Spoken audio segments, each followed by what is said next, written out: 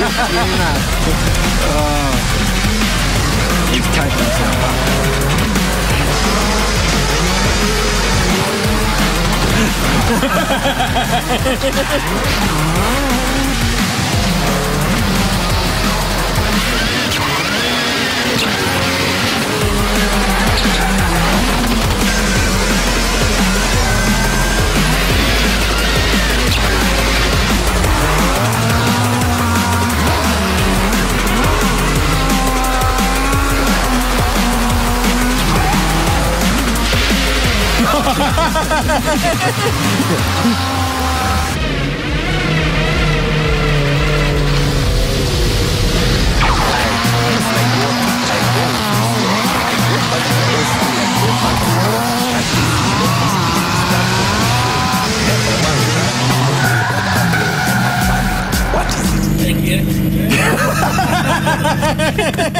You are massive. All from our studio guest Jamie Whincup shortly, but this is a mega week for rallying in this country with the staging of the Aussie round of the World Championship at Coffs Harbour in New South Wales.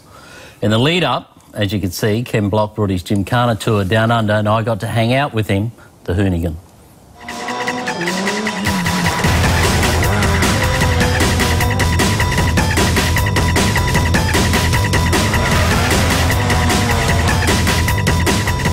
Ken, welcome to Australia.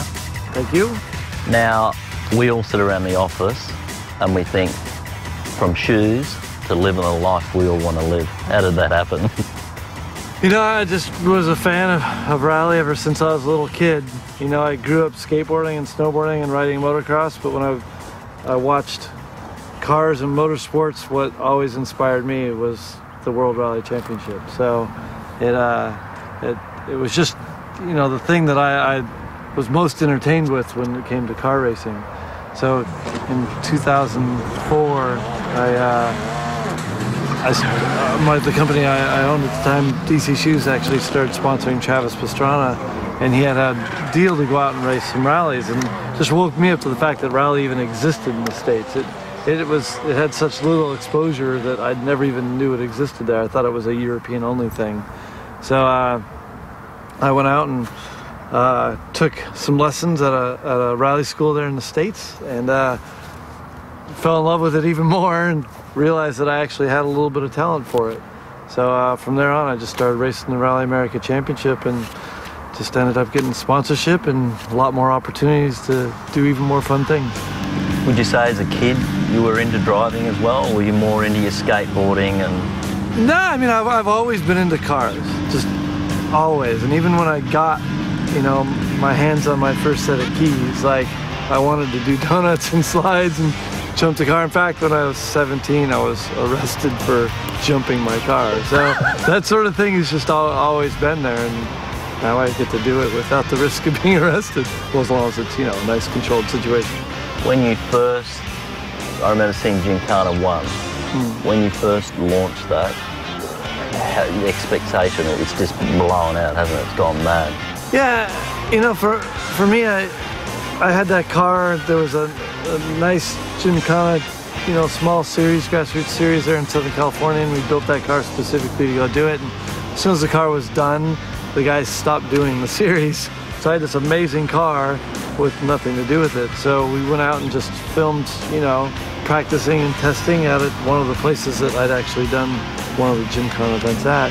And we thought, yeah, this is really good footage. We think this will do fairly well, but we had no idea the sort of impact that it would have. And I mean, in the first couple months alone, it had like 11 million views on my personal website. I eventually had to take it off my personal website because it was costing so much money in website hosting costs. So yeah, it just blew my mind. And so, you know, DC was very happy to have their name on that, and so I said, hey, let's go do some more of those. And I'm, okay, twist my arm, sure, I'll go out and film some more of them.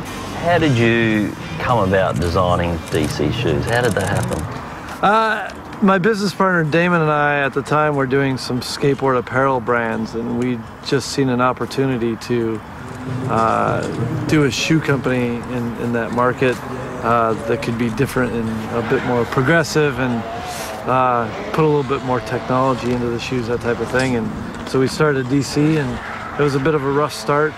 in the beginning, but eventually it got smoother. But the sales of the brand itself just took off instantly. So I'm very blessed. I've had a great business career. My business partner and all my employees actually worked very, very hard over the years, and we ended up with a very successful company.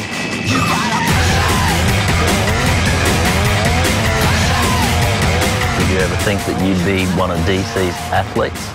No, I never. No. Actually, a couple of years ago, I had this a cover of a magazine that it was myself and a snowboarder named Torsten Horgman, and we were jumping off a jump in New Zealand, a snowboard jump, and I got this cover of the snowboard magazine. I just thought to myself, that was one of the main times I thought to myself, if you'd told me, a couple of years ago that I'd have the cover of a snowboard magazine, which is a big deal alone to a snowboarder, but you're gonna have it in a rally car. Like, I just would have never dreamt of that. So it's been a wild ride for me, going from the guy behind the company, behind the scenes, to then the guy doing this stuff, But hey, I apparently have a bit of a talent in the car, and I'm just enjoying it as much as I possibly can. And stuff like that happening, even the fact of working with great companies like Codemasters to be able to be a part of the development of Dirt 2 and Dirt 3, it's really a dream come true for me. How big of I don't know what the right word is, but how big of a challenge has it been to go from doing this to the world of World Rally Championship?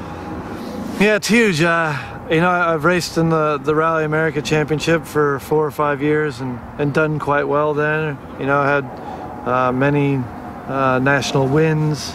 I've been runner-up in the championship several times to my teammate, who at the time was Travis Pastrana. So a lot of success there and a lot of fun. But to take the jump to go up to World Rally's huge. I relate it to playing like a high school sport, like football, and then all of a sudden, instead of going to college and getting your skills more developed and then jumping to the pros, I went from high school straight to the pros. So it's a big jump, but we don't have a WRC round in America, and to actually go do all the WRC rounds like in a PWRC car is actually fairly difficult and costs a lot of money. And I just thought, well, if I can raise the budget to go do it, I'll actually go do it in a full on WRC car. And I was very upfront with all my sponsors. Hey, I've done good here in America, but at that level, I am going to get destroyed, But everyone was cool with it and wanted to go see an American race in the WRC. And all my sponsors like Monster and Ford and DC and Mold One, they've all backed me in 100% to go out and do this, and have been very understanding that as a development driver, it's going to be a bit tough, but I've been able to show progress, and my time has been quicker and quicker over the last year and a half. So it's been a good ride. Well, thanks for the entertainment. Thanks for the ride. And thanks for keeping all us guys in the office entertained. And best of luck at Coffs Harbour. Thank you very much. Appreciate it.